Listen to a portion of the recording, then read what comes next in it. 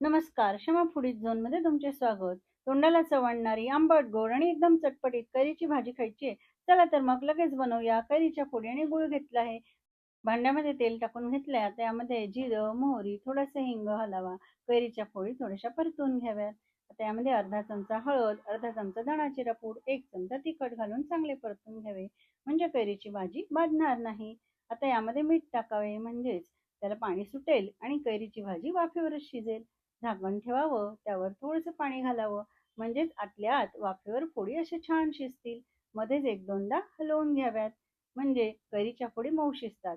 आता कैरीच्या फोडी छान मऊ शिजल्या. हवा तेवढा भरपूरसा गूळ घालावा, म्हणजेच भाजी एकदम छान आणि चटपटीत होते. वाह! किती छान रंग आला आहे नाही? पूर्ण रेसिपी बघण्यासाठी दिलेल्या लिंकवर क्लिक करा. क्षमा फूडीज झोनला सबस्क्राईब करा आणि व्हिडिओ आवडला असेल तर व्हिडिओला लाईक करा.